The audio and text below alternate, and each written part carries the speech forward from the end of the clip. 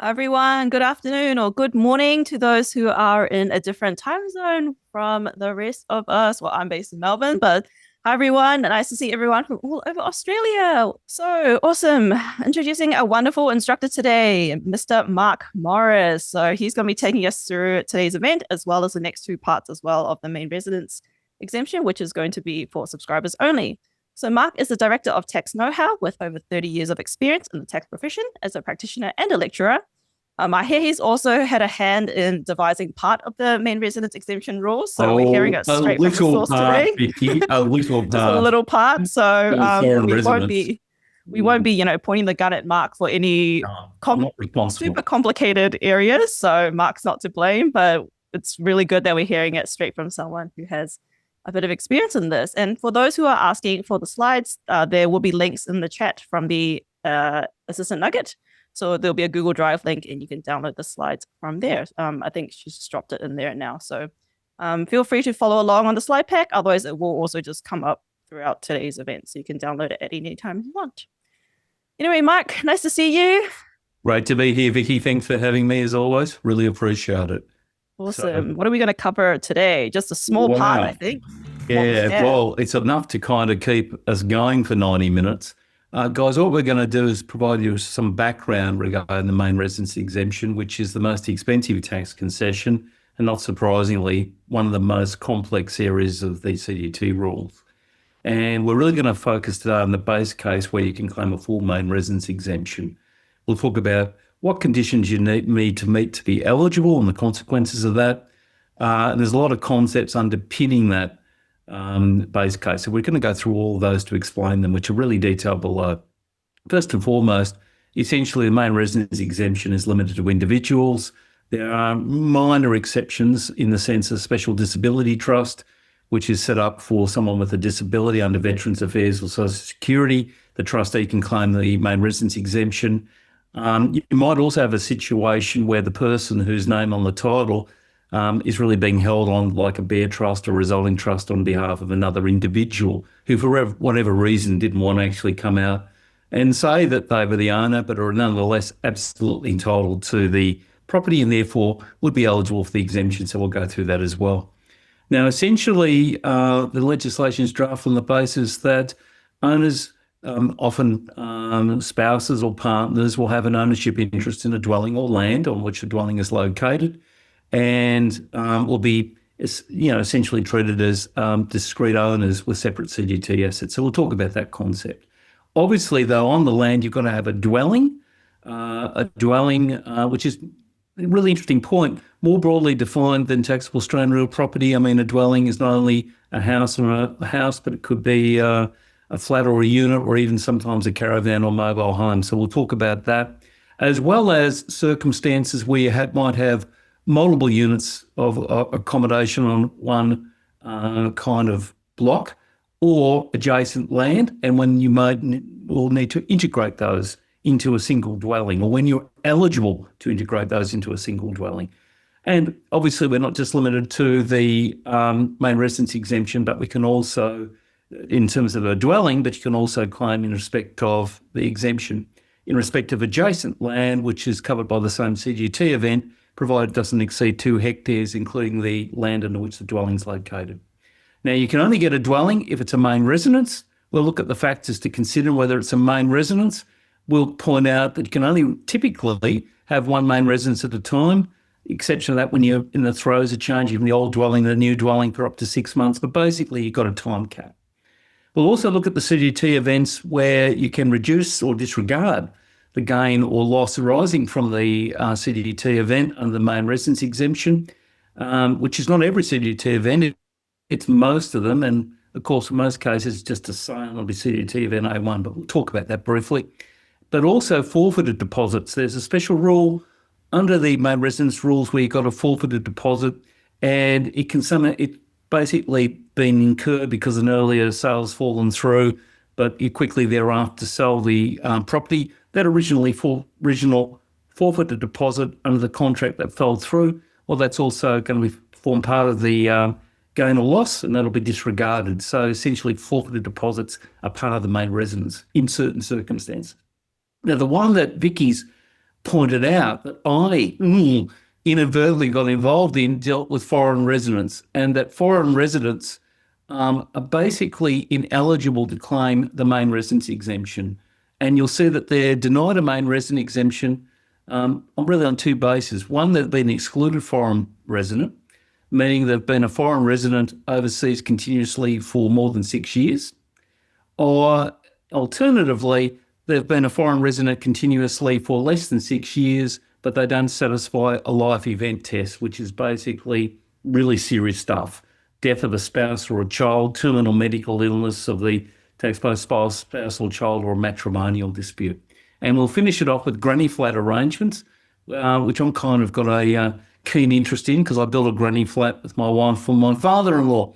So I'm all over granny flat arrangements. Very good idea. And we'll look at the key eligibility criteria for that. So there's a lot to get through. But we go to the first question. Oh, my goodness. Yes. Over to you, boss. Awesome. So, yep, I'll be taking us through all the interactive quizzes today. So this is the first one just to gauge where everyone's at, because this is the first of 3 parts that we've got for the main residence exemption. So just want to see where people are at. So you can scan the QR code with your mobile phone. Otherwise, Assistant Nug has also dropped the link in the chat as well. That says like join the Slido here, and there's a link. You'll be able to keep it up throughout today's event. And then whenever we have a new Slido interactive quiz, then it will refresh with the new question. So just starting off, how familiar are you with the main residence exemption rules? You can say you're just a newbie, just learning the rules, just starting out, never come across it before. Second one, you've dealt with straightforward situations, pretty easy, mostly full exemptions, nothing too crazy, or pretty much, dealt with a whole lot of other stuff, dealt with the complex situations, partial exemptions, special circumstances, or you're an MRE pro. You're just here for some CPD. Nothing wrong with that. Feel free to chime in on some questions as well. Wow. Cool. So we'll just give more of anyone seconds. who's an MRE pro, let me tell you. Awesome. So let's see what people are at. So, okay, looks like half of us have dealt with some straightforward situations, full exemption, relatively easy.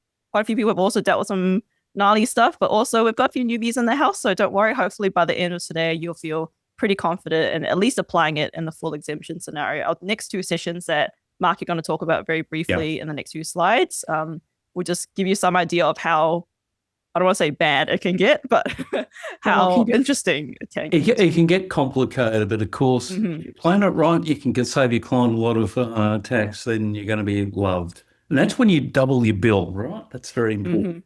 All right, so let's talk about some background here. The main residence exemption is, as I mentioned before, the most significant CGT concession. In fact, the most significant tax concession. If you go to the 2024-25 tax expenditure insight statement, it says the cost of the main residence exemption, which I'm going to refer to as MRE, the main residence exemption, is around $51.5 billion in foregone revenue for the 2025 year. So it is a huge concession. And you may note, for those who've read the media, a couple of academics at Melbourne Uni suggested we tax the family home, and the Treasurer immediately shot it down, saying no one's going to do that. So, but nonetheless, you can see why it's important.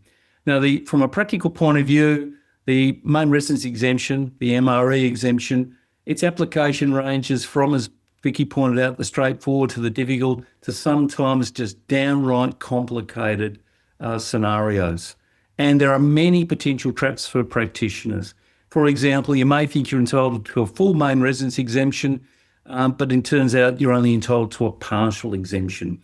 It may be that you've got a deceased estate and there's an additional main residence exemption, which we're going to cover at length in week 3, which is available to a trustee and beneficiary of deceased estate, but you may not be able to realise that additional exemption if you don't act quickly enough, or the ATO don't regard that you've worked quickly enough. But the big sting is on foreign residents.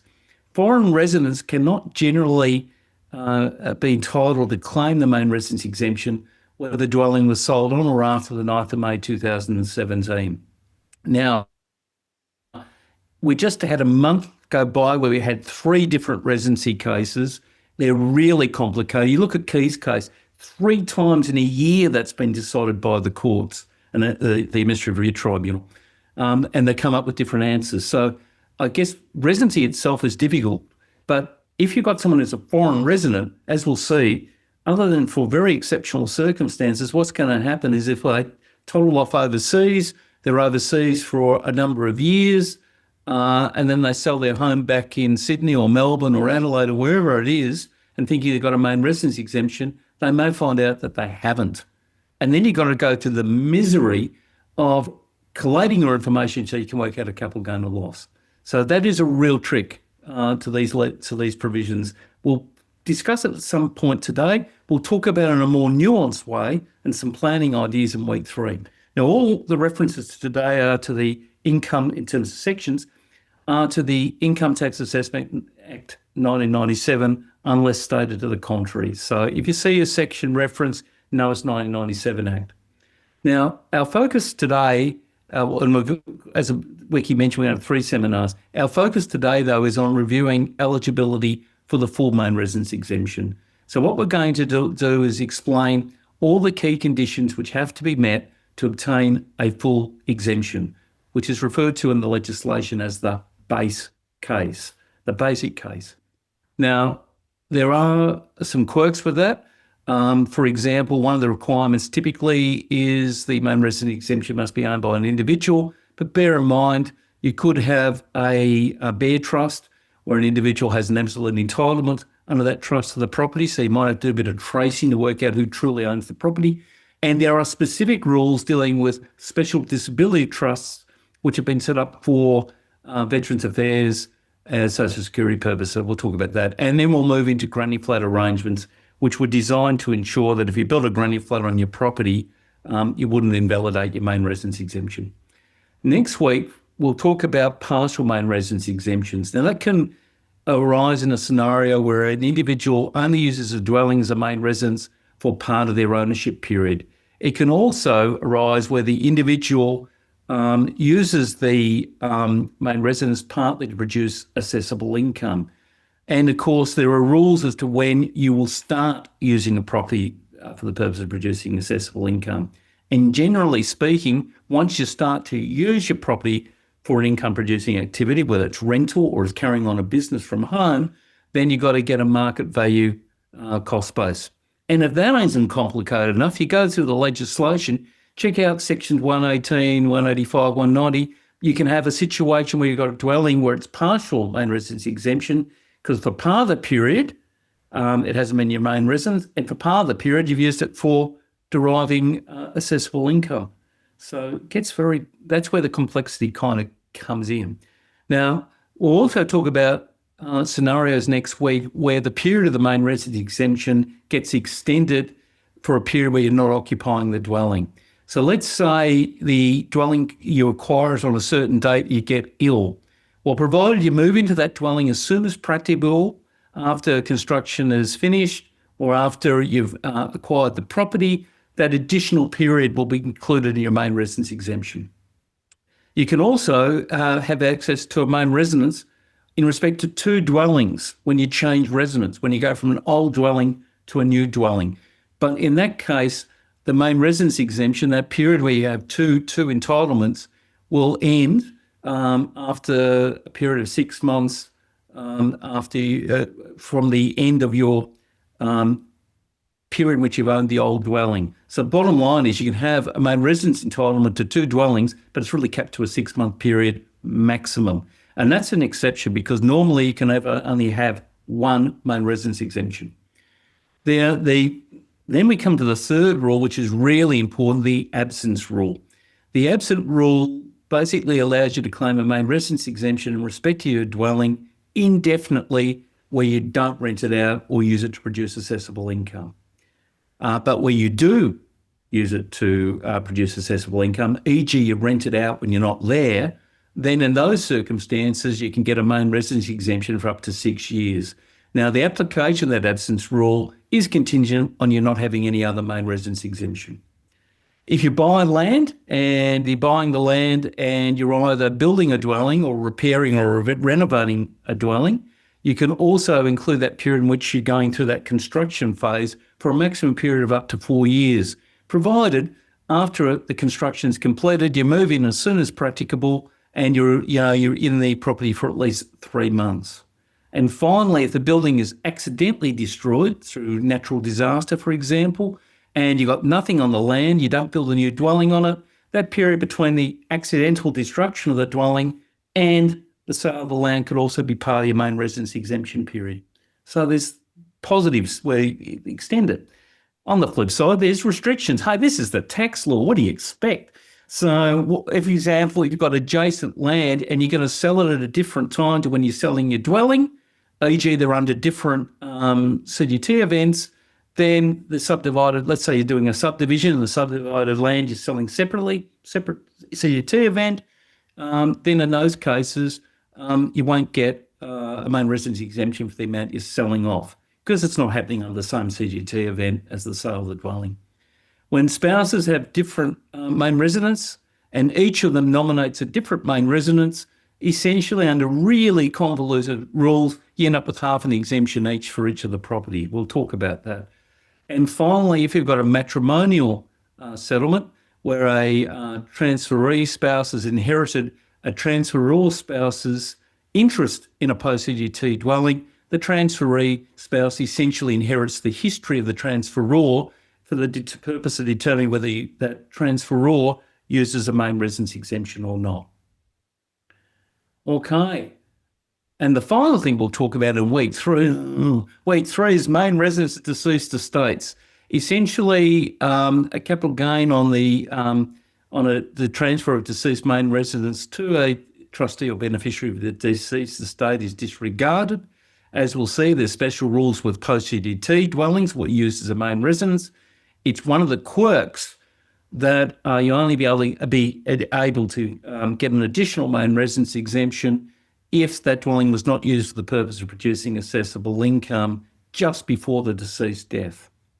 Now, ordinarily, what will happen with it is that the executor and beneficiary will acquire that main residence, that was the main residence of the deceased, at its market value as at the date of death of the deceased. But as I mentioned, very importantly, a further main residence exemption is potentially available to the executor or beneficiary on any subsequent disposal, provided typically lots of conditions are satisfied. So that's in week 3. And finally in week 3, and we'll cover a bit today, but we'll really dig into this in week 3, not only for residents but deceased estates. What happens to your main residence exemption if the taxpayer is a foreign resident? Well, basically you don't have an entitlement to either a full or partial main residence exemption if at the time of the CGT event the taxpayer was either an excluded foreign resident because they've been overseas for more than 6 years, or they've been a foreign resident for 6 continuous years or less, but don't satisfy a life events test. E.g., one of the spousal kid is not terminally ill, the spousal child hasn't died, and there hasn't been a family law matter which has forced matrimonial settlement, and that's the reason you're selling main residence exemption. But otherwise, if you're just going overseas and you're going overseas, Vicky, I can see you now, Oxford, right? I see you're in Oxford for 6 years, and you think, no, let's say 6 years and 1 month, and you say, hey, I want to get rid of my property in South Yarra. Bang, you won't be able to do it. You'll have to be treated as if you have no entitled main residence exemption. It means you're going to have to calculate your cost base afresh, and you will be able to get a discount, but only to the extent of the period in which you've been an Australian resident. So there's a lot to come up with. Full main residence exemption. Okay, the bottom line is a capital gain or loss which is made by a taxpayer from a CGT event in relation to a dwelling or an ownership interest in a dwelling is disregarded if the taxpayer is an individual, the dwelling was the taxpayer's main residence during their ownership period, which is post-CGT, the interest did not pass to the taxpayer as a beneficiary in or trustee of a deceased estate, as deceased estates have their own rules under Division 128. And at the time of the CGT event, the taxpayer was not an excluded foreign resident or a foreign resident who doesn't satisfy the life events test. So we'll go through all those tests. So don't worry if this is a lot to go through. We're looking at, but just to recap, ordinarily an individual, main residence throughout your period of occupation, not got from a deceased estate, and if you're a foreign resident, you're most likely not going to be entitled. Okay. All right. Next question. This one is just to test to see if people nod or not, but no worries because I don't know, like names or anything. It's all anonymous. Question: does a taxpayer have the choice to apply the main residence exemption? Option yes or no. So if you just joined us recently, you can scan the QR code with your mobile phone. Otherwise, you can go on the website. Otherwise, the link is also in the chat. This is a Nuggets. Also, just pop that in there. So you have a choice. Maybe you calculate it all and it's a loss and you want to carry forward that little capital loss to apply to other things. Can you choose to do that or not? We'll just give it a few more seconds. If anyone also needs a slide pack, the link will also be in the chat as well. You can just download it from the Google Drive link because I see quite a few people asking us for that as well. Cool. And we do have quite a few questions already, but I think I'll try and save the ones that relate to next week or the week after's topics for those sessions, but we'll see how we go today as well. Great. Well, lots of people giving a go in the Slido quiz, so let's see what the correct answer is. Yep. Ooh, drum roll. Ooh, the correct answer is no. Unfortunately, no choice. No. And that's a bit of a. Not often you sell real estate as a loss, but remember Bauman's case, a lot he sold a property as a loss during COVID, so it can happen. Okay, so basically the consequence of applying the full main residence exemption is that any capital gain or loss on the occurrence of the CGT event, e.g. sale of the property, is automatically disregarded. Therefore, the taxpayer has no choice concerning its application. No capital loss is therefore available if the CGT event would otherwise have normally crystallised a capital loss had it not been a main residence. So in this case, this is just a boilerplate case. You've got Alex, Australian resident vendor, seller, wholly owned 100% interest in 5 Smith Street, Collingwood, used as main resident for 10 years, sells it to Timothy Morton, sells it for 2.5 million. The cost base is 1.5 million. Again, assuming you met all the eligibility conditions, of $1 million is disregarded. Vicky, what's the first thing you do? You double your invoice when you're sending it. You've got to when you get a win in tax, you've got to kind of profit on. But the flip side is, let's say in this case, you've got an Ollie who's an Australian resident vendor and they wholly own 40 Punt Road, which has been used as their main residence for 5 years, and they sell it to Sharon Jacobs. Sale consideration is 1.3 million. The reduced cost base is 1.8 million. Normally you get a capital loss, but that's disregarded as well. So it's a two-way street. You just disregard the gain or the loss, and you get the same situation. For example, if you've got a couple who are spouses like Elizabeth and James, they've got ownership interests each of 50% in 15 Neeram Road, Murrumbina. When they sell them to Irene at a gain, their respective shares of the gain are also disregarded. Wow. So that probably it highlights the importance of it. As I mentioned, you could, both the gain or loss are disregarded. So if we go back to the basic case of the main residence exemption, what are the key concepts to consider? Well, essentially, a main residence exemption is limited to ownership interests which are held by an individual. So you might, if anyone came up to you and said, main residence, we want a company for asset protection, think twice because you're going to trade off your main residence exemption. The CGT asset must be a dwelling. And you can look at all these cases on dwelling that, and you'll see it's extensively defined. But a dwelling, for example, wouldn't include a tent. It wouldn't include something potentially which is not habitable. So it's important to understand what a dwelling means. The dwelling must also be the taxpayer's main residence throughout an ownership period, and through the being essentially the period that they've owned the asset. Certain CGT events must occur for the main residence exemption to apply and for the gain or loss to be disregarded. And the concession exemption is not available to an excluded foreign resident who's been away for more than 6 years continuously, or foreign residents who have been non-resident for 6 years or less continuously, where those foreign residents don't meet a life events test. Now, one thing we'll cover at length next week, and particularly in week 3, is the separate main residence rules which apply to deceased estates, to trustees and beneficiaries of deceased estates.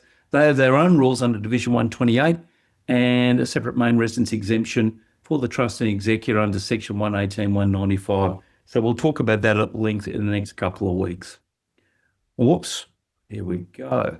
Right, limited individuals. Okay, as I mentioned, the main residence exemption is only available to individuals in respect of their ownership interest in a dwelling. So the exemption, therefore, is not generally available if the ownership interest is held by a company or trust. There is, however, an important exemption to that rule in that the main residence exemption may be available where the dwelling is held by the trustee of a special disability trust.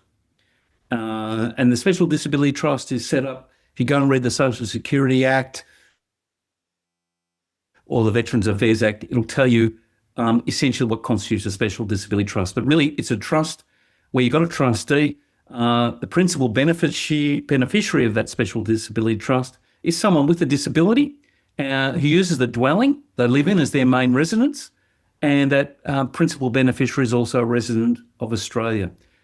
In those circumstances, Section 118-215 of the 1997 Act deems the trustee to be holding the dwelling personally and to have used the dwelling in the same way it was actually used by the principal beneficiary.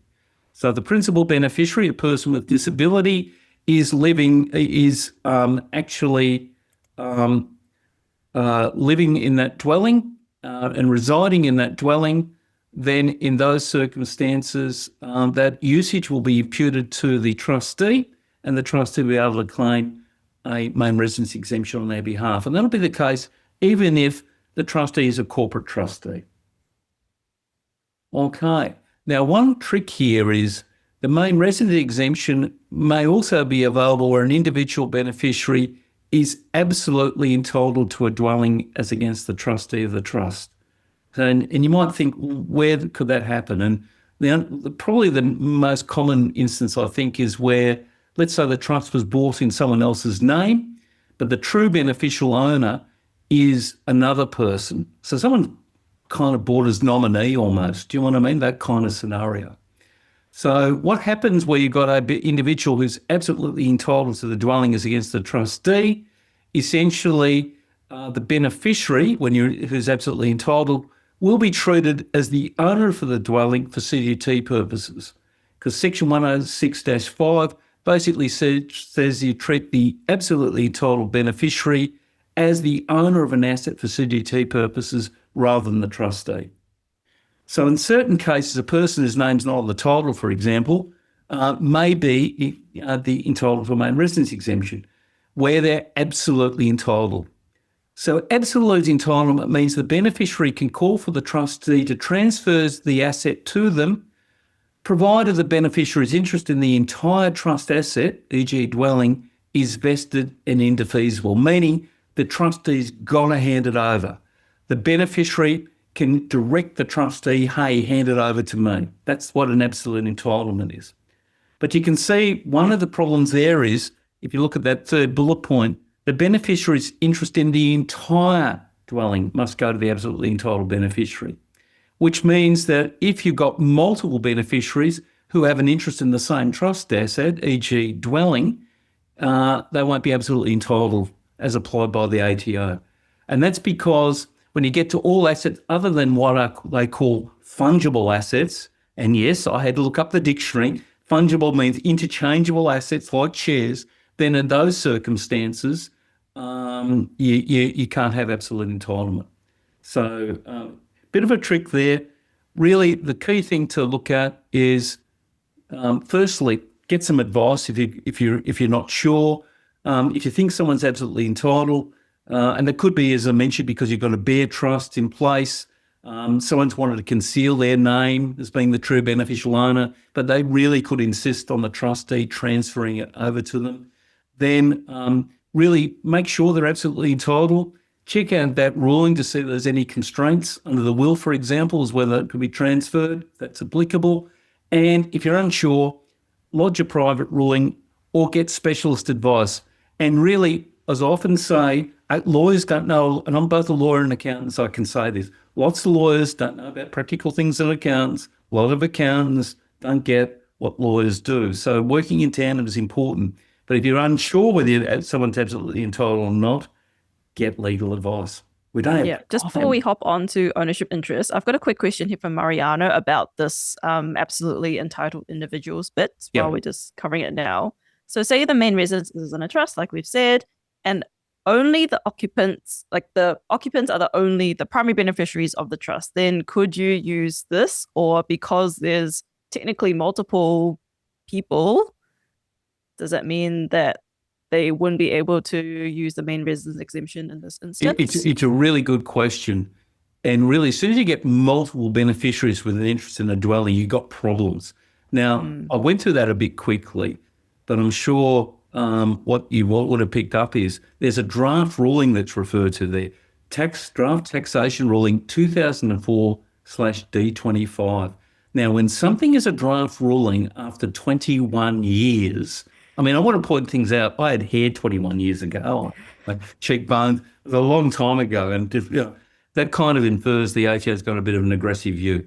But the bottom line, if you had multiple beneficiaries, you couldn't. But if you had one beneficiary and they had an absolute entitlement, they could say, look, you're just holding this in name for me as trustee. I direct you to transfer it to me. And it's in just one person. Then you'd have that scenario potentially. But not because then there's almost no arguments whatsoever if that is the one person about it. Yeah. If they're absolutely entitled, and that's where it gets to a legal issue. Is their interest vested in the feasible? Are there any conditions that have to be met? The classic case would be someone buying something as a nominee. Maybe you're trying to hide your ownership or something. But if you're truly the owner, if you've coughed up the money, for example, then then you'd be an absolutely entitled beneficiary. Good question, though, and it's really Mariano, for that one. Well done, Mariano, because it's a really good pickup. 21 years they had a draft ruling outstanding. Even on the ATO's level, that's a lot. Over to you, Vicky. All right, ownership interests. So if you've just joined us, you can scan the QR code to join in on this interactive quiz. Otherwise, link will also be in the chat shortly. There it is. Thank you, Sister Nugget. All right. Angela and Danny, they are spouses and they own their home as joint tenants. Maybe an important thing to note or not. We'll find out. This means that the house is a single CGT asset for the purposes of applying the main residence exemption. True or false? I got two options here. So, 50-50 chance. No, I see Cody's got in quickly. Yeah, there's a few people who are giving answers in the chat. You can follow them or not. Forge your own path. So we'll give it a few more seconds. This one will be an interesting one. So I wonder if, because the last question, we didn't get half of it correct, but maybe this one. One is always learning in this game, Vicky. Yeah, exactly. I've been here for a bit more than 30 years. I'm always learning. I'll say that I've been here for 30 years, but I am always still learning. So I was reading through the slides. I was a few extra years here and there. Right. All right, cool. Let's see what people think then. Drum roll. I think we've got mixed responses in the chat box. So let's see what the Slido comes up with. Ooh. Yeah. All right. We're going to keep learning. Yeah. Tell us more, Mark. Well, the answer is really false, really, because the main resident exemption applies to a dwelling or an ownership interest in a dwelling. Now, the inclusion of ownership interest here recognises a dwelling may be jointly owned. And what you then do is apply the main residence exemption to each joint owner's interest in land. Now, what Vicky asked, she's a canny lady because this is very complicated. What happens with a joint tenancy, as you know, is you say spouses and you acquire properties as joint tenants. You've got a single, whilst you've both got an interest in the property, if one of you dies, for example, on the rules of survivorship, the interest immediately goes to the other joint tenant. But for CGT purposes, there's a nasty provision called Section 108-7, which provides that joint tenants are treated as tenants in common for CGT purposes, which essentially means that each individual joint tenant will be taken to have a separate CGT asset, being their proportionate ownership interest, and I treat them as if they're tenants in common. So you might all have 50% interest each as joint tenants, but hey, they're separate 50% interests held as separate CGT assets by the relevant spouses. So the interest you can have in a property also, and it can be quite wide. So you see, to have an ownership interest in land or dwelling, if it's land, the taxpayer can have either a legal equitable interest in the land or, importantly, a right to occupy the land. If we're talking about a dwelling like a home that's not a flat or unit, you'll have an ownership interest if the taxpayer has a legal or equitable interest in the land on which the dwelling is erected, or they've got a licence or right to occupy that land. And if it's a flat or home unit, the taxpayer will have an ownership interest if they have a legal or equitable interest in a strata unit, or a licence or right to occupy it, or they hold a share in a company, and that share gives them a legal or equitable interest in the land on which the flat or home is erected, which basically means if you get rid of the share, you're selling your right to occupy the flat or home unit. So you can see it's very widely defined ownership interest. Legal interest, yeah, you own the freehold, your name's on the title. Equitable interest, let's say you have an interest that gives right to an enforceable right in equity, e.g. you've entered into a contract of sale and hasn't settled, but you've got an interest. And a right to occupy could arise under what I call inter vivos deed, just a normal trust deed, but it particularly arises under deceased estates, because you might have a situation when a beneficiary has a right to occupy the dwelling that's been left by the testator for a period of time. So mum passes on, give Mark a right to occupy for 5 years. So that would also be an ownership interest. And of course, you've got long-term leases in the ACT because no one can own freehold in the ACT. So the long-term lease would be brought in as a right to occupy. Now, this can have really lots of unusual scenarios. So an individual, for example, may obtain a right to reside in a facility like a unit in a retirement village where they either pay an upfront fee or a periodic fee or some kind of combination of that. And such a right to occupy will be regarded as giving the occupee of the retirement village an ownership interest in a retirement village unit because they've got a right to reside, and that's an ownership interest. So as a result of that, we have got a ruling which deals with retirement villages in Taxation Ruling TR 2002/14 that confirms that the Main Residence Exemption will apply, or may apply, I should say, to a person if the retirement village dwelling becomes their main residence. So if you've got an older person that put their funds, they're just buying a right to reside in a retirement village, they don't have any other main residence exemption, their interest in the unit will be a right to occupy, which is an ownership interest, which means any gain that's made or loss that's incurred on the sale of that interest in the retirement village will be disregarded. Now, here it would be prudent to have a look at all the facts to ensure that that treatment does apply under TR 2002/14. It does make a point with retirement villages that your interests that you acquire can differ. In Victoria, I think, or certain jurisdictions at least, you acquire a strata interest. In other jurisdictions, you can only acquire a licence interest. If you look at the ruling, it kind of infers in the great bulk of circumstances, you get a right to occupy a unit in a retirement village. Hey, that is a right to reside and can be therefore an ownership interest in that unit. Now, you could have a situation, of course, when a person moves into a retirement village but doesn't sell their family home. So that person must either adopt the absence rule, which allows you to treat yourself as still keeping a main residence, even though you're not living in it. And of course, remember, if you've got a situation where you're not in your main residence, it'll still be treated as your main residence indefinitely if you're not renting it out. And if you're renting it out or using it to derive income, then your absence period is capped to 6 years. But what you could also do is say, look, I'm going to change my main residence. It used to be the family home, which was a shed in Crib Point. I love Crib Point, so no dig at Crib Point, drop. But the retirement village facility is worth more, so I'm going to make that my main residence. Remember, overwhelmingly, you can only have one main residence exemption at a time, or one main residence at a time.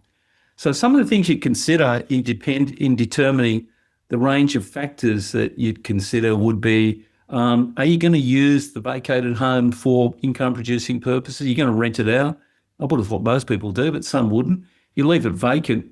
Even though you're in the retirement village, you'll be able to rely on your family home indefinitely as being your main residence. But you might also look at, well, which one's going to appreciate quicker? Is it going to be more likely to have an increase in the market value of the family home than the unit? And what are the arrangements when you exit the retirement village? What kind of fees are payable? So when people have got both a main residence and an interest in a retirement village, some decisions probably have to be made. I've got a quick question in here as well before we get to the must be a dwelling bit. So this question is from Bradley, and this is an interesting question because it's a spin-off of that retirement village thing. But I assume firstly that nursing homes and retirement villages are not the same. So I'm assuming a retirement village is like, you still have independent living and all that. So say the owner of a property goes into a nursing home for good, how long do they have before the property is no longer treated as a main residence? Or do they keep it as long as, they don't have another thing? Because I feel like this treatment will be slightly different to having a right to occupy in a retirement village. Look, it's another sensible question. Many years ago, I used to give advice in retirement villages, and it can get very difficult because you can have all different manners of arrangements. So what you have to do, Bradley, unfortunately, is understand specifically what someone's acquiring. You make a really good point. Often what happens with retirement village, you get a unit for independent living, and eventually the person who's older has to go into a nursing home because they can't really be independent anymore. So, you'd have to look at the terms of the agreement, whether you could say you've got accommodation, which could be regarded as a main residence or not. So unfortunately, I think go back what I would suggest is go back to the ruling, TR 2002/14. It sets out and says it applies to various scenarios in terms of retirement village accommodation, and see whether it addresses nursing homes. And I'd also have a look at the contract and see what someone's entitlements are. It could often be, for example, you've got a retirement village unit, might be which could be a standalone unit, could be an apartment in a building, and you might go to a nursing home, and then when you get been looked after for a couple of weeks, you go back to your unit. Do you know what I mean? So it's quite a complicated area. But look at the ruling, then look at the agreements, and work out, whether you've got another main residence you want to nominate, or whether you're just looking to get the retirement village unit in as a main residency, as a standalone, e.g. you own no other property. What a complicated area. Boy. Nothing's easy in tax, right? Yeah. Quite heavy. All right, cool. So we're roughly halfway through time as well, Mark, but I think we're doing all right. Thanks, mate. As well. That's Vicky warning you, Mark can talk underwater. So Vicky's too polite to say, get on with it, mate. Okay. So the main residence exemption applies to a dwelling or an ownership interest in a dwelling. Now, a dwelling is defined under Section 118-115 to include a unit of accommodation that is a building or is contained in a building, which consists wholly or mainly of residential accommodation. It could also be a caravan, houseboat, or mobile home, and it includes any land immediately under that unit of accommodation. Now, a dwelling, there's no, if you're looking to what that really means, go back to case law. There's a case I'm referring there to called Campbell and O'Sullivan. A dwelling signifies as a place of abode or residence where people sleep at night, where they have their meals, just that common thing, where would you live, right? But it's important to recognise in certain cases, a dwelling can consist of more than one unit of accommodation or one dwelling. In fact, in some circumstances, two or more units of accommodation, which are used in an integrated way, will together constitute a residence. Now, that's also a question of fact, but there's a RIPA TD on this called TD 99/69. And it kind of lists all the factors you consider in regarding whether units of accommodation are used together as one place of abode or not. So you look at where the occupants sleep, eat and live together. If you've got 2 units of accommodation, what's their proximity? How close are they? Are those units connected in some way? Can they be sold separately? To what extent is daily life happening, in both dwellings? How are the units shared and occupied? So to give you an example of what I mean there, this would be an example of a scenario where you'd have 2 integrated dwellings that would be part of the same main residence. So let's say you got Mr. and Mrs. Brown. They got a large house, typical McMansion, and they built a little cottage for Mrs. Brown's mum, Dora, right? And the little cottage, which is probably clear from my diagram, but let's say it's 15, 20 metres away. And what happens is Dora, spends a considerable amount of time having meals, watching TV, watching Tipping Point with Mr. and Mrs. Brown, who also go and visit her in a cottage. So the cottage might be, if you like, self-contained, but it's so close and the daily life is integrated, so much so that the people, Dora's going to their house, they're going to her house, that you could say overall you've got one integrated main residence, being the combination of Mr. and Mrs. Brown's house and the cottage. Compare that with a situation where you've got a duplex and Mum Mary is financed the duplex. She lives in Unit 1. Her daughter Ellie lives in Unit 2. Mary and her daughter live separately. There's an interconnecting door between their garages, but basically Mum and daughter have their own lives. Sure, they catch up once a week for dinner because Mum cooks it for his daughter. But apart from that, they'll have independent lives. They've got their own front entrance. Their activities are not integrated together. So you can see it's a question of judgment here because, they're closely located from a proximity point of view, but because they're not integrated, because the family aren't living in each other's dwellings, they'd be regarded as being separate dwellings. Okay.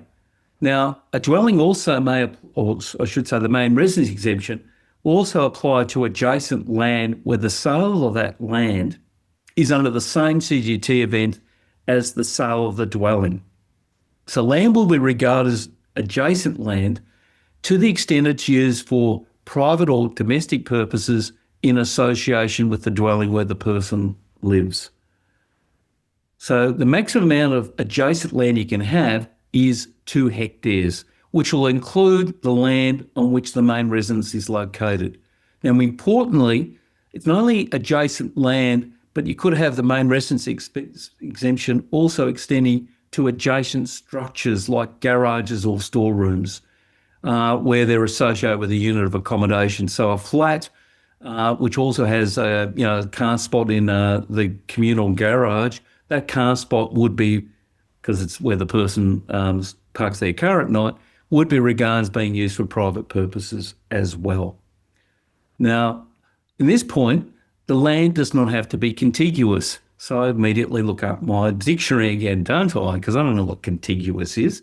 And what it means, land will be contiguous if it makes contacts with boundaries on the land. So, the land doesn't have to be, could be on, for example, different titles, or it might be that there's some laneway or some division of the land, which means that they're on separate titles, and on the face of it, you might think they're separate pieces of land.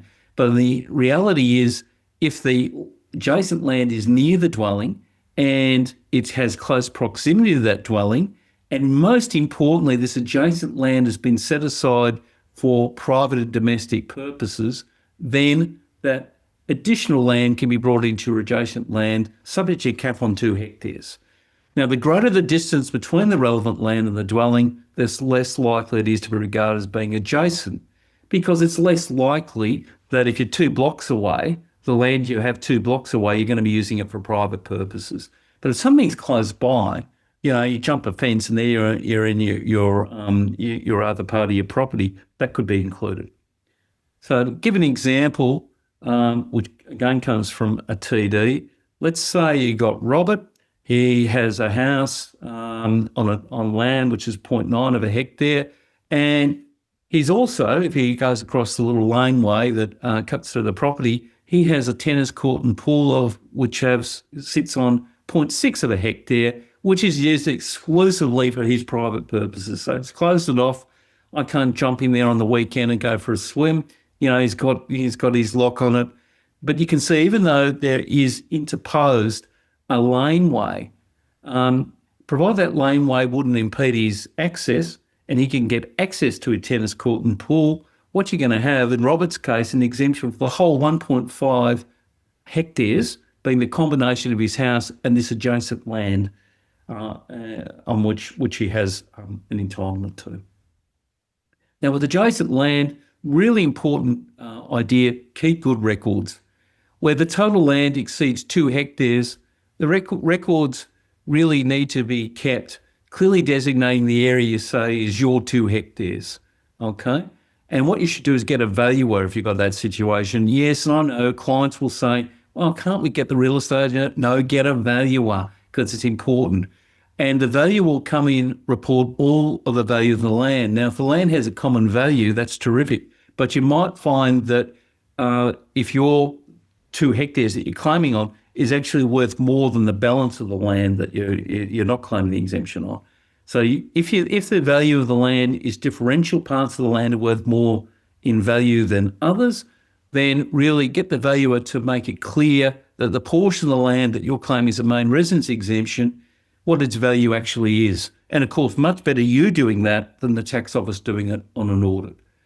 So, but then, as we mentioned before, important point to note, the main residence exemption won't be available if part of the 2 hectare land is sold without the dwelling, i.e. the subdivided land sold under a separate CGT event.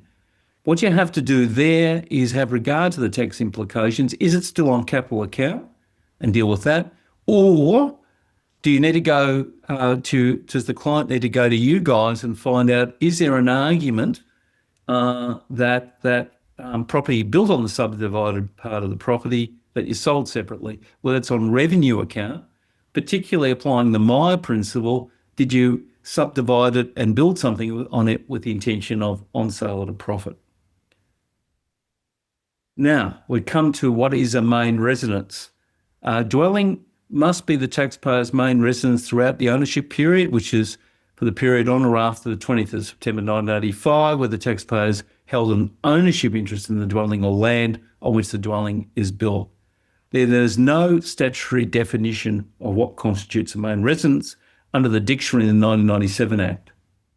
But the ATO formally listed factors to be considered in determining whether a dwelling was a main residence or not, and they put it in one of the first tax determinations, TD 51, which then got withdrawn. God knows why. So what happened is the factors listed in the determination are still there. They're just now on the ATO's website, and you can dig out some commentary on those by pressing that link. Now, over to you, Vicky.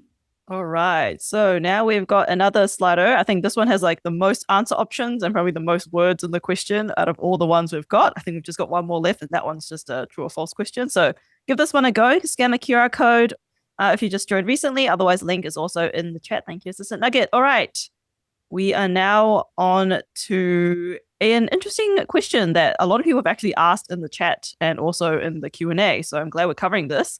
But the question is, Harold and Colin own their home in Melbourne, but they also own a holiday home in Sorrento, which for those who are not in the Melbourne area is just a very nice coastal location. It's gorgeous. Yes, very beautiful, very high house prices. Very expensive. So that's what Harold and Colin are like, can we consider the Sorrento house as our main residence since the value's grown up much more than their inner Melbourne CBD house? Now, what is your opinion? Option 1, yes, they can choose whichever house they want. Option 2, yes, but only if they spend more time in Sorrento than they do in Melbourne. Option 3, no, because the Sorrento property is actually not their principal place of residence that they've listed for land tax purposes. So they actually pay land tax on that one. Option 4, no, because they purchased a Sorrento house after their Melbourne house. You can only have like first in, first out kind of situation with your main residence. Or it depends. You need more facts to say for certain. So I'll give this one a few more seconds just because this one requires a bit more thinking. And then we'll have about half an hour left of this webinar. I think we're still making good on time, so no need to rush through. Do have a few really good questions as well in the Q&A. So I'm very excited to get to those at the end as well. All right, give it 5 seconds. This is a hard question, guys. This is a Vicky question. It's not Mark. I'm not to blame. It's Vicky. I put the traps in there. I was like, what would me a few years ago think? And then I put the answers in. So all right, 3 seconds, 2 seconds, 1 second. Drum roll. The correct answer is, it depends. Yay! A lot of people got this one.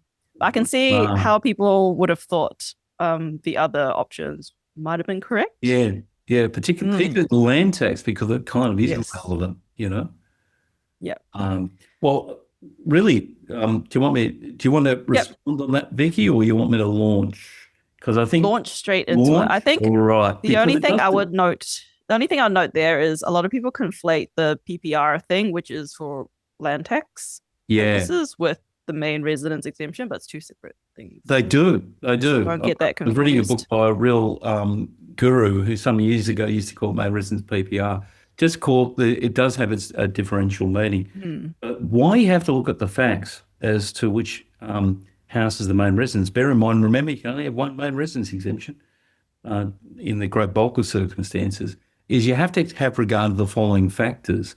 So that would include the length of time you've been living in the dwelling. So, that little hourglass on the side would be where the individual's family, where they live, on the right-hand side, where the personal belongings of the individual have been moved into that dwelling, the address to which mail is delivered. And that's interesting, because how many people get hard copy mail these days? A lot less. The individual's address on the electoral roll, the connection of services like utilities, electricity, gas, water, and the individual's intention in occupying the dwelling, which is also important. The reality is that if you've got a home in the CBD and a holiday home, to argue that the holiday home is a main residence, you might want to do that where the market value of the dwelling has increased more rapidly than, say, what you've got in the CBD. And if it's Sorrento, that's very likely, right? What you have to do, unfortunately, is apply all the above 7 factors to resolve the issue.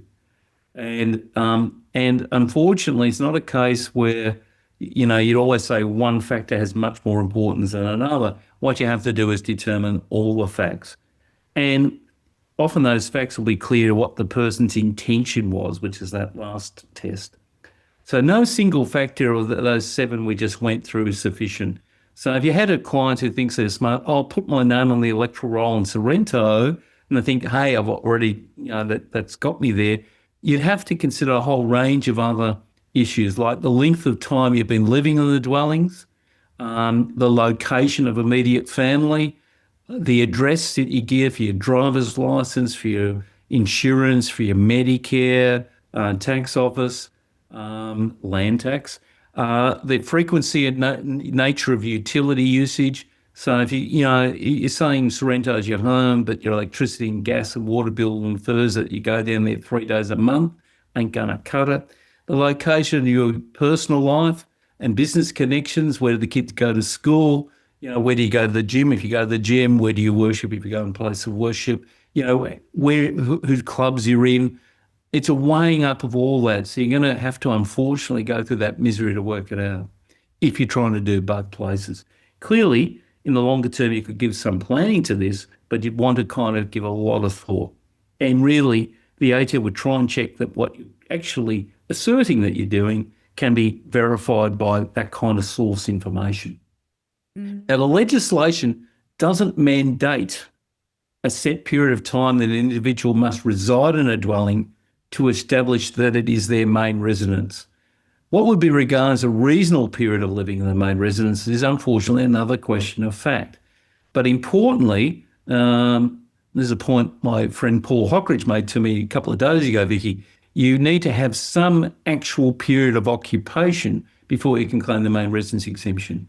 So if you've got a mere intention to occupy or construct a dwelling as your main residence, that's not enough. You've got to actually live there for a reasonable period of time.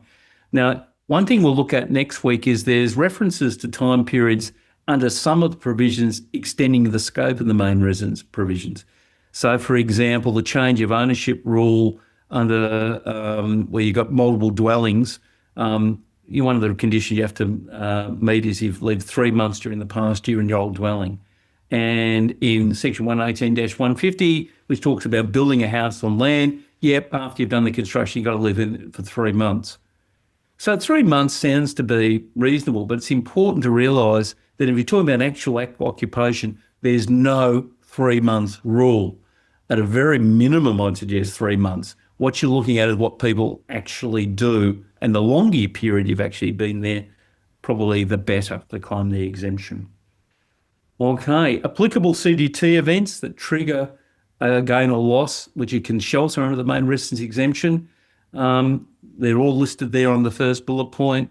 The CDT events to consider A1, B1, C1, C2, E1, E2, F2, K3, K4, K6. The most common one, of course, is event A1, where you're just disposing of a dwelling, typically under a contract of sale. That's a great bulk. But it's important to realise CDT events could also arise in other scenarios. So let's say CDT event C1 occurs and your dwelling is destroyed. Then obviously you've got the MRE would be relevant, your main residence exemption, and you would disregard any gain or loss. Event C2 would apply where you've got one of those units or flats that's owned by under a company strata arrangement where you've got shares in a company rather than title to a flat or unit. You've got a share in a company and the company owns the flat or unit. Well, if you surrender the share, you effectively got to go have a disposal of an ownership interest, which you can shelter the gain under the main residence exemption, but of course it also disregards the loss. Events E1 and E2 would require whether the dwelling is transferred to a newly created or existing trust. Event K3, which happens on date of death, if a dwelling is transferred from, say, the deceased to a tax-exempt entity that's not a deductible gift recipient, any gain, then you might want to consider the application of the main residence exemption. Now, there is a trick here that deals with forfeited deposits. So a main residence exemption also applies to a forfeiture of a deposit where the forfeiture is part of an uninterrupted series of transactions which have ended in the disposal of your post-CDT acquired main residence. So what happens is that forfeited deposit is treated as part of the consideration you receive for the dwelling rather than be assessed under CDT events which otherwise apply to deposits such as H1 and H2. And that's locked in the legislation. You may see there's a reference there, section 118-110, subsection 2 refers to that. Now, an uninterrupted series of events requires that, firstly, there was an earlier contract to sell the underlying dwelling. There's been a forfeiture of a deposit. There's later on a bona fide sale of the residence. And in between, there's been continual and reasonable attempts to sell the dwelling after their first contract fell through. If you want to find out more information on this, check out taxation ruling TR 99/19. Now, as a rough rule of thumb, the longer the difference between the forfeiture and the ultimate disposal of the main residence, the harder it might be to get that nexus and ensuring that the forfeited deposit is part of the consideration that's considered under the main residence exemption. And obviously, if it increased your gain, the gain would be disregarded.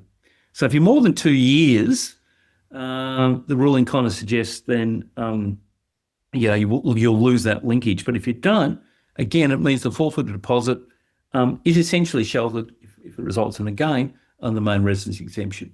So in this scenario, my friend Tiani acquired his main residence in June 2015.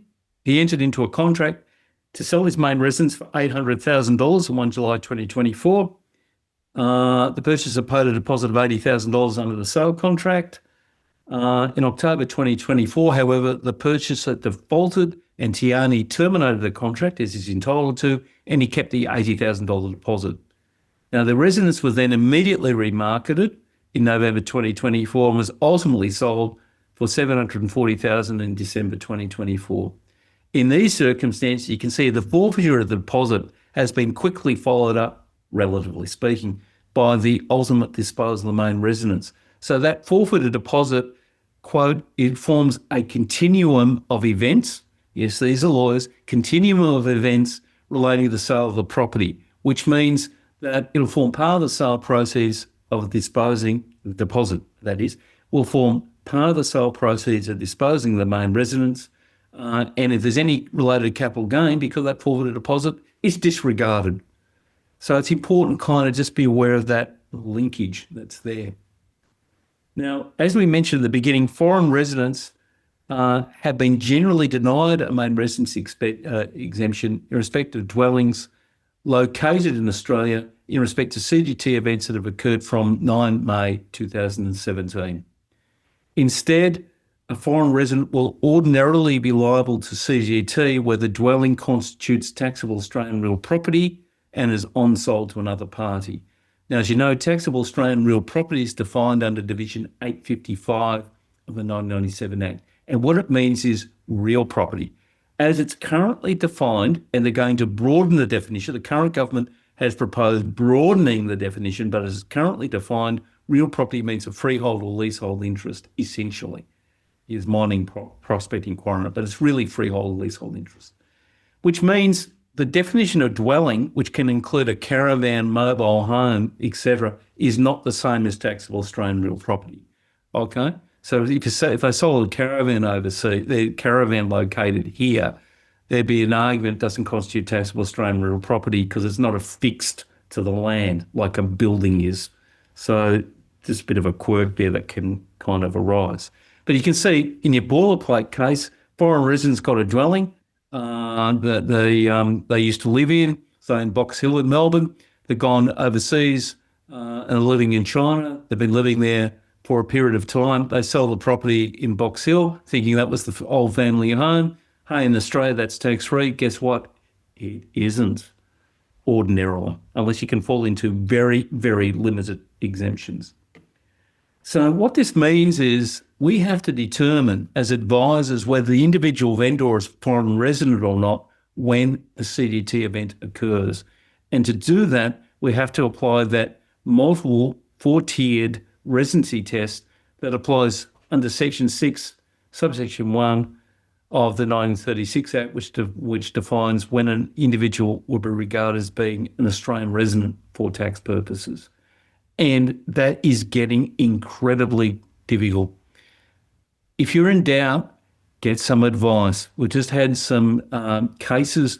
For example, we just had a recent decision, or had 3 recent decisions on residency, including one where they said intention is relevant, not just what you physically do, or a lot of the emphasis, I should say, was placed on intention. Which makes the application of the test very challenging. Could go on residency for ages. Sorry about it, Vicky. It's one of my bugbears. So what you've got to do, though, is work out, is an individual a foreign resident, Australian resident? You include they're a foreign resident, then you've got to work out whether you fall in one of these limited exemptions. But what this basically means, if you are a foreign resident, you don't get into these exemptions, then you're going to lose access to either a full or partial main residence exemption. And the same rules apply to temporary residents. So what Section 118-110, subsection 3, paragraph A, it denies a main residence exemption to an individual who at the time of the CGT event holds an ownership interest in the dwelling and is also an excluded foreign resident. An individual is an excluded foreign resident if that person is a foreign resident at the time of the CGT event and have been a foreign resident at that time for a continuous period of more than 6 years. So you've got a client, they're going to Oxford to hang out with Vicky, right? They're there for 8 years. They sold the old family home in Pymble in New South Wales, right? Then in those circumstances, they probably think, oh, it's tax-free. No, it's not. You're an excluded foreign resident. That means essentially you're going to have to account for the capital gain and loss that you've made on the building in the normal way, because an excluded resident is not entitled to any main residence exemption.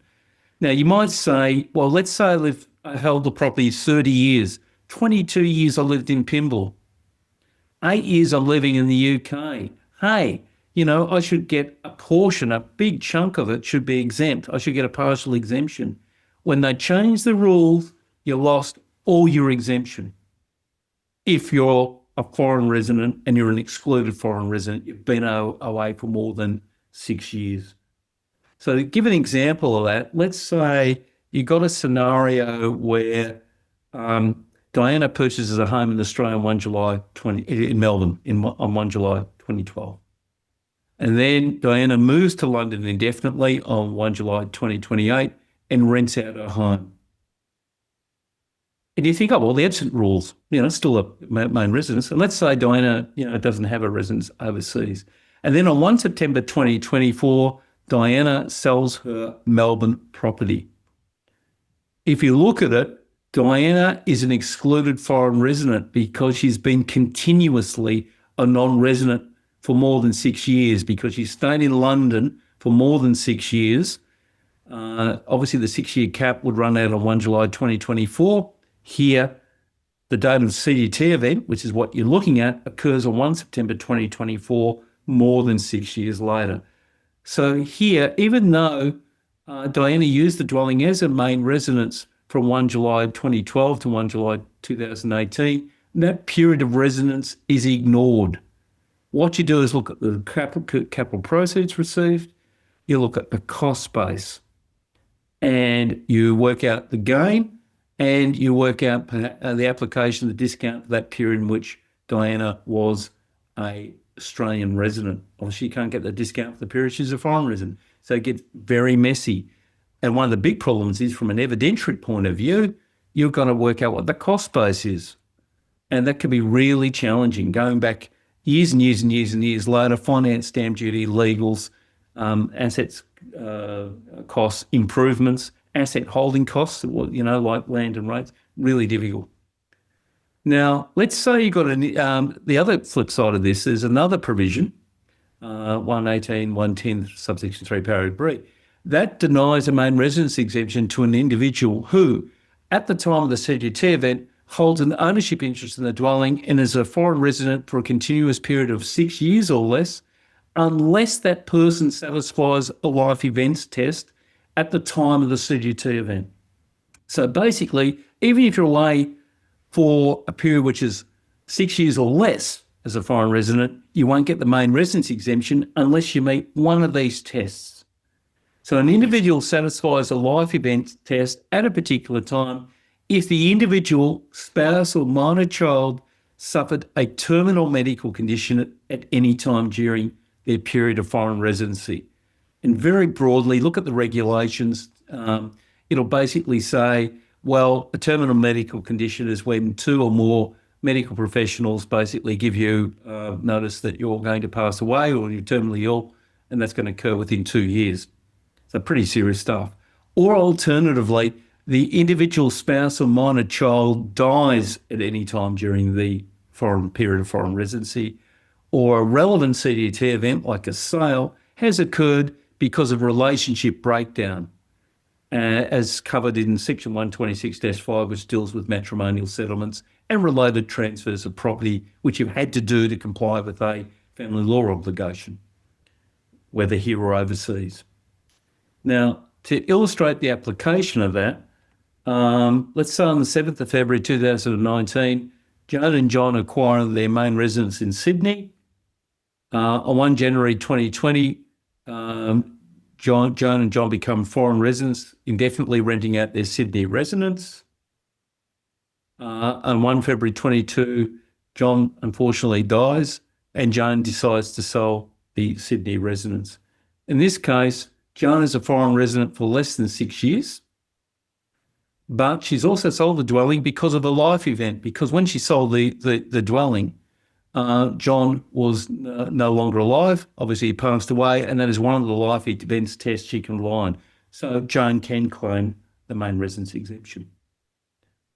Now we get to the last bit, which is on granny flat arrangements. And over to you, Vicky. All right, this one's just a fun one to wrap up. So hopefully everyone gets the right answer on this one. I at first was very surprised that the term granny flat actually appeared in the legislation. So that was Yeah. a fun learning spot for me. So QR code's on the screen if you want to join in one last time for this interactive quiz. Otherwise, the link is also in the chat. Thank you, Sister Nugget. All right, granny flats. True or false? To be eligible to apply the granny flat rules in relation to the main residence exemption, a relative of the taxpayer must have lived in the said granny flat. True or false? Again, 50-50 chance. You can go with your gut. Gut might be right or wrong. Who knows? We've already got mixed responses in the chat box. So Let's understand. One will be an interesting one. Yep. And we just have just over 10 minutes left, and I think we should be okay. Just to cover the rest of this. All right, come on, people. All right, 5 seconds just to keep us going. Chat box is still divided. I think it's 50-50 on half true or false and true. So 5 seconds, 4, 3, 2, and 1. Do you have to have a relative stay in your granny flat to be eligible to use these rules? True or false? The answer is, drum roll, false. Oh, wow. Although a good chunk of people thought it was true, which, Yeah. I mean, can be misleading. Surely you need a granny to make it a granny flat, right? That's right. That's right. The whole expression. Division 137 is relatively recent, and that applies from 1 July 2021. It was introduced to ensure that no CGT event is triggered where you create or vary or terminate a granny flat arrangement. And importantly, entry into such arrangement does not affect any entitlement to the main residence exemption. Now, as Vicky wisely pointed out, the purpose of the exemption is to really cover not only family members, but it could, for example, include a long-standing family friend. I've got a friend of close to, we've been friends 60 years. Yes, I met him when I was 2. And, essentially it's a long time. So the point of this is really, in the most common cases, to encourage families to enter into granny flat arrangements with older people, typically relatives, but not exclusively so, or people with disability. And the idea is that you enter into an arrangement. Obviously, it can, as we pointed out, extend to other parties like family, friends, or non-relatives. But the idea is basically the person comes in, they obtain an interest, being a right to occupy a dwelling that is on, being a granny flat, which is on the same land as another dwelling or main residence resides, e.g. a family home. Now, essentially, the term granny flat's a bit misleading. I built a granny flat for my father-in-law, so I'm very, very sympathetic over this. And a granny flat is not intended to mean a dwelling which has to conform with any particular styles, not just like a demantable one room. Granny flat really takes its meaning from the definition of dwelling. So it can be quite expansive, or it could be just something relatively modest and everything in between. So I don't think this is necessarily limited to like a little demantable, right? Which is self-contained.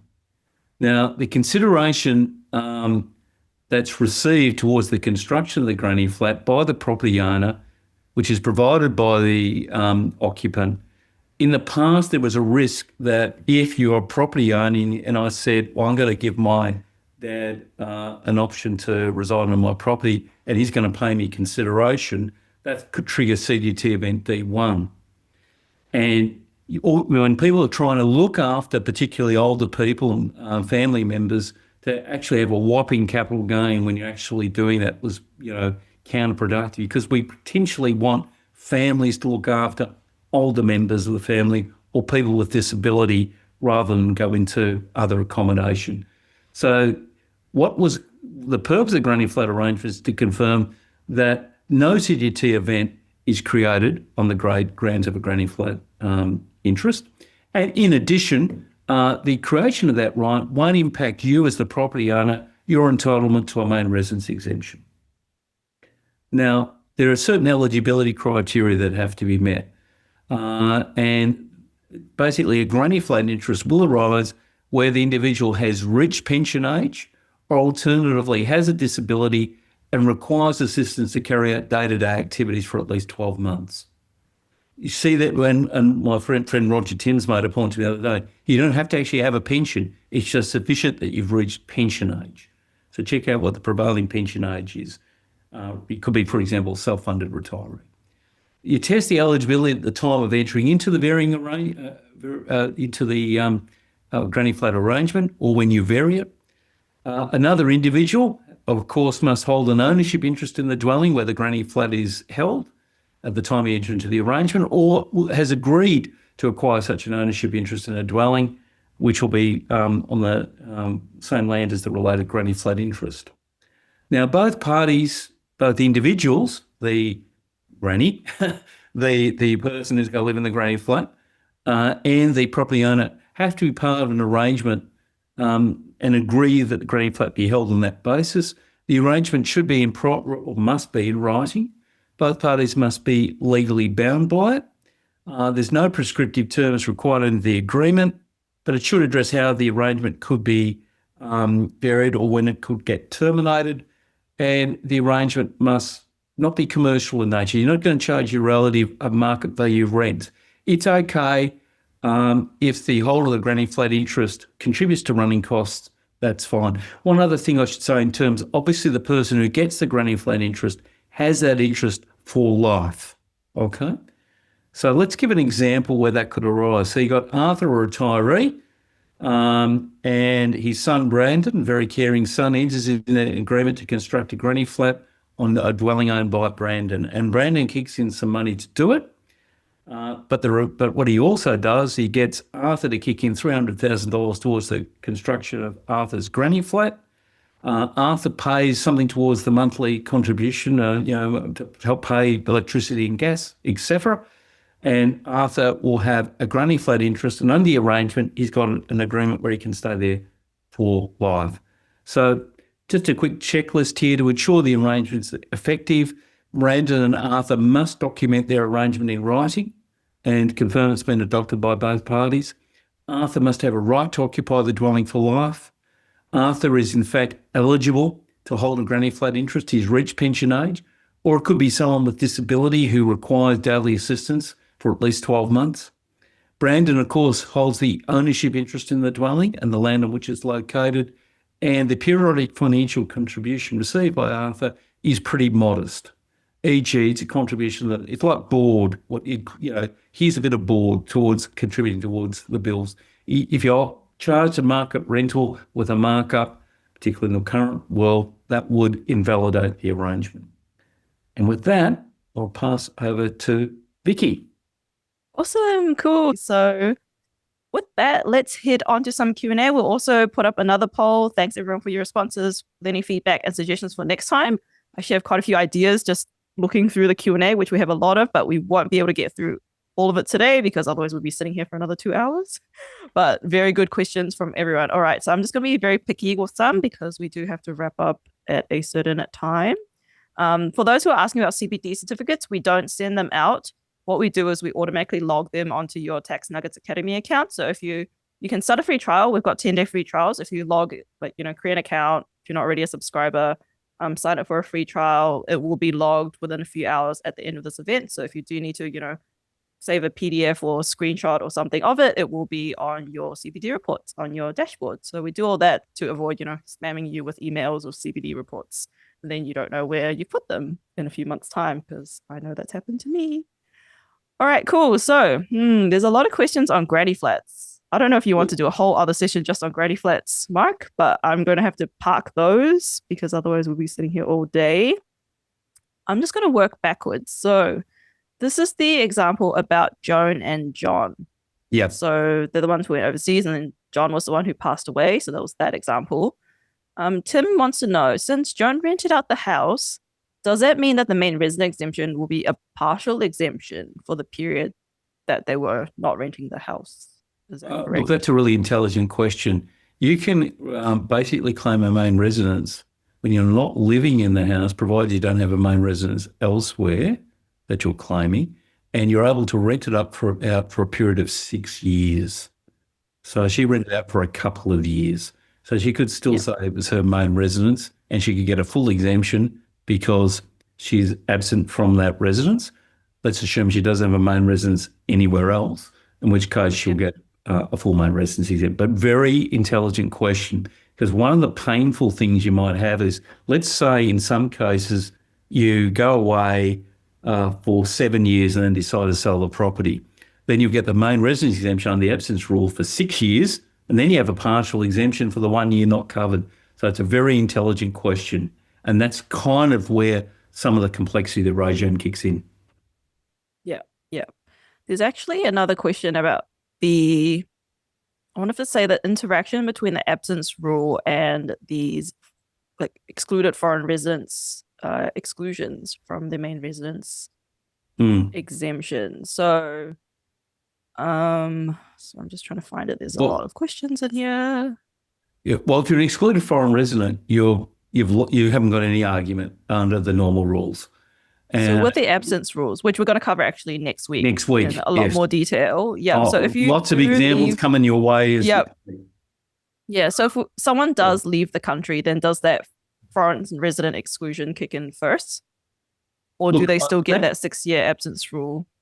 That's a really, really good and indeed the question Bradley raised is really good because you've got to work out if you're a foreign resident or not.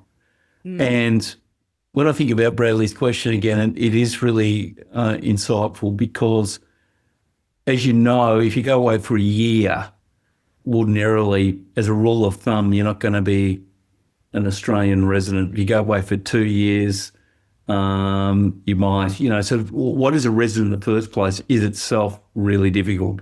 So I think clarifying that's really important. And you can get scenarios which are complicated. Someone might work in Hanoi and live there half the year and the other half in Melbourne. And part of their family might be in Hanoi and part of them might be in Melbourne and part of their assets might be in Hanoi. So you can get really difficult issues. So working out someone's residence is critical in working out whether they're a foreign resident or not. Essentially, and then if they are a foreign resident continuously, which is an important word for less than 6 years, you can only get it if you meet one of those tests. The forced sale is occurring because one of those tests, and that's how we'd approach it. Yeah. We can certainly concentrate on the absence rule and the interaction for foreign residents in the next session. Yeah. There's a lot of stuff. We'll take that up. Both absence rule and foreign residents coming up in the next 2 sessions. Yeah. Yeah. Cool. Yeah. We'll have a lot of examples, so that might be one of them, just to kind of tease out the interaction between the two, because it is quite complicated to get your head around. But yeah, thanks everyone for those questions, because it did come up quite a few times in the chat as well. Right. So we'll take that on notice. And there's also this one. Sorry, Vicky, I might say one other thing we'll talk about is the application to foreign residents where the deceased or the beneficiary is a foreign resident. So you can have complications with the deceased estate provisions will cover as well. Sorry, go back to you, Awesome. Vic. All right. No, next question is from Jaspreet. This is about the adjacent land. If the main residence is on more than 2 hectares and then it's sold, do you have to pay CGT on the entirety of it or just on the land that's more than the 2 hectares? Yeah, what you'd want to do is say, okay, let's say the land's worth 3 hectares. You get to pick the 2 hectares, which will have to include the portion of the land on which the dwelling's located. And what you do is basically claim the main residence exemption in respect of that selected 2 hectare amount. The 1 other hectare, however, that you're selling, any gain or loss will be recognised for CGT purposes. So you're capped to 2 hectares, including the land on which your built dwelling is located, and any other adjacent structures.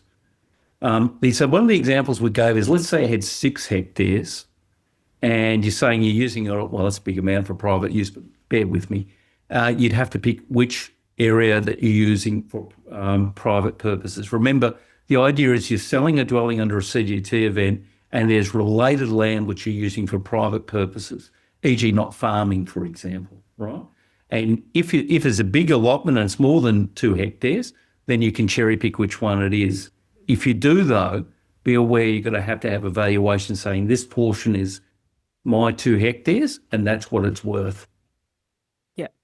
Yeah. So So the answer is you could probably get in all likelihood, you'll get a partial yeah, exemption. yeah. So So you'll meaning you get a full exemption on 2 hectares, the other yes. hectares normal event. Yeah, yeah. So you get two kind of free and then the Yeah, rest yeah. You get you'll two have hectares, to be exempt. yeah, The other hectare, yeah, in my example. yeah. Cool. Next question is about a disclosure on the tax return, and you should be a good one to answer this. Do you still have to disclose like your disposal of your main residence on your income tax return, even if it is fully exempt? I think you do by memory, and I'd have to. Yes. I'm pretty sure you do. And part of it, of course, is people have multiple dwellings. So the ATO, I'm pretty filled to say you sold such and such a dwelling with your main residence exemption. Well, the answer is yeah, we sold it, but it's main residence exemption. Leave us alone. So my recollection is you do. Yeah. For next week in the interim, I'll check my Bible manual I've written on I returns, and I'll double check it. I'm pretty sure it is. Yeah. I believe there is a label where you can Yeah, that's my say that it is like a main recollection. residence exemption. Yeah, Yeah. because the ATO also knows when you have disposed of a property, and then of course Yeah. on your pre-fill saying like 123 Sesame Street has been disposed of during the year, and if you haven't recorded anything in your tax return, ATO is And going Big to be Brother is like, watching you. Yeah. "Hello, explain please." So you'd rather avoid that. All right. Next question is from Sabine, and we might cover this next week as well. But what happens if you use only a very small area, e.g., a study nook or a spare room in your main residence, for income producing purposes, such as working from home if you're self employed?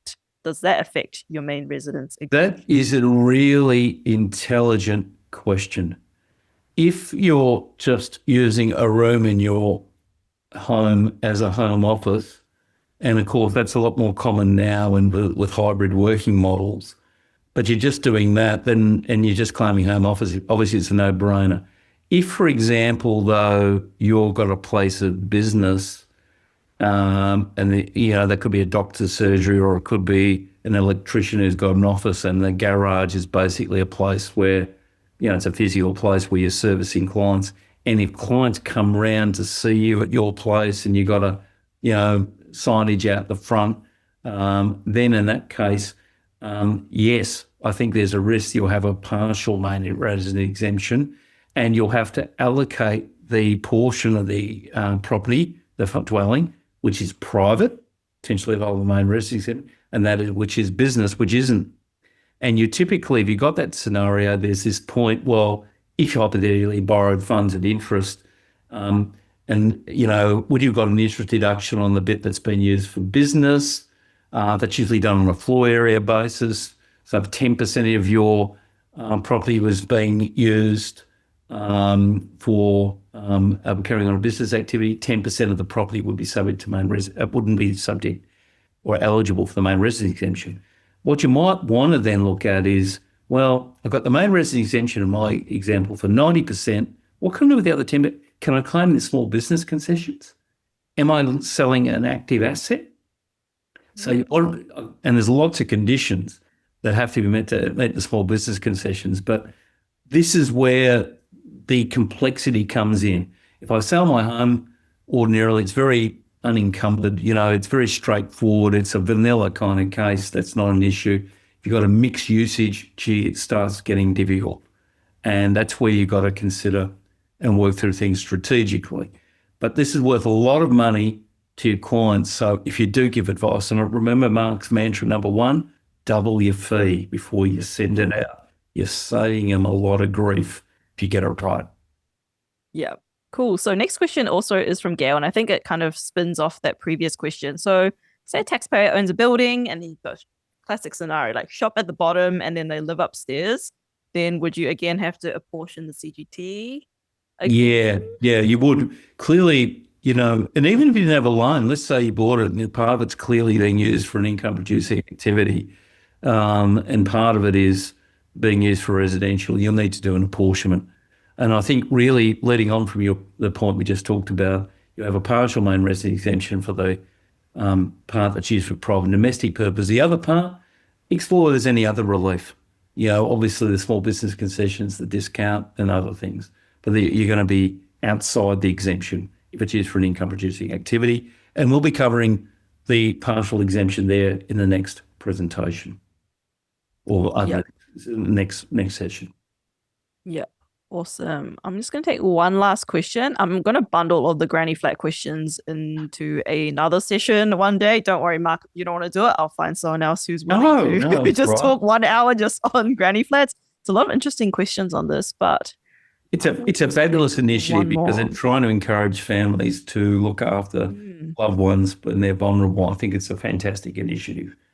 Yeah, I think a lot of people might actually also just not be aware of the actual eligibility criteria about it. So some questions I saw in the chat were just about like, can you put someone else in a granny flat and then still get the exemption? You can if that other person has reached pension age or is clearly disabled and needs daily assistance. And would need daily assistance. So in other words, in my example of my friend, 66, I could, if he was alone and he needed a granny flat, it's kind of family anyway. He's reached pension age, or let's say he hits 67, reaches pension age, that would be quite doable. It usually, of course, happens with family members. It's parents or parents-in-law, but a wonderful thing. Yeah. Yeah. All right. Very last question then. It's actually an also very common question. This is about temporary residence. So you did mention that the rules that apply to excluded foreign residents also apply to temporary residents. Yeah. So Joshua's asking, are there any circumstances where a temporary resident can get the main residence exemption? For example, people from New Zealand living in Australia. For example, me, I do not have a house in South Yarra. And unfortunately, if I went to Oxford for even a day, I think I get treated as a foreign resident as soon as I leave.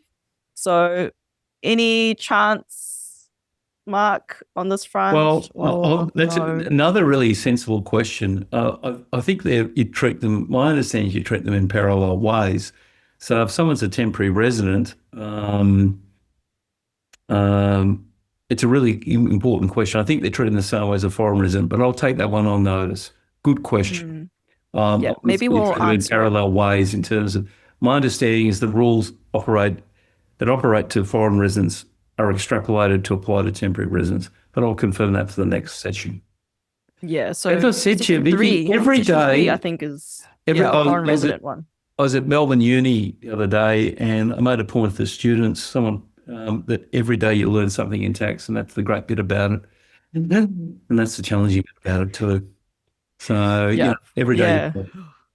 And this was just the part one of the main residence exemption. And we were only meant to cover the basic conditions, but I think we already spun off a bit off road from just the basic conditions. But thanks everyone for all your questions. I'm definitely going to take the rest of them on notice and see if I can get more sessions organized, because there are a lot of kind of recurring themes in these questions. So sorry if we didn't get to your question today, but hopefully in a future session, we'll be able to organize it for Tax Nuggets. So as you know, Mark, one key takeaway just to wrap up today's session, pretty please.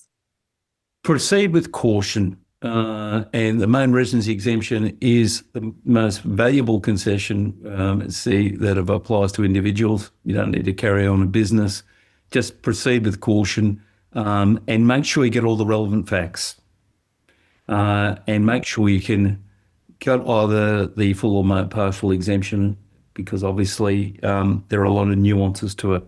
So proceed with caution, and remember the big thing, double your invoice. This is hard stuff, right? It is definitely hard. And there's actually quite a few planning opportunities as well that comes with this. So, for example, if you know that a client might be moving overseas, you're like, hold up, let's think about this first. Let's plan this in advance, because in fact, my second takeout, actually, if you've got clients that go overseas, don't sell your house until you talk to me. That'd be a really good takeout. Don't sell your house until you talk to me, because you could end up with a scenario where you get a big whopping liability you don't think. Yeah. Awesome. So I'll allow that second takeaway because it was very important as well. Thank you so much, Mark. That was a really good session. I learned a lot from this session, even after being like 5+ years in practice. I'm not in practice anymore, but you're always learning something in tax. Thanks so much, Mark. I'm really looking forward to parts 2 and 3 in the following weeks as well. Thanks everyone for tuning in to today's freebie event, and hopefully we'll see you at some more future Tax Nuggets webinars as well. So happy Friday, everyone. Have a good weekend and see you next time. Thank you. Thank you, everyone. Bye. Bye.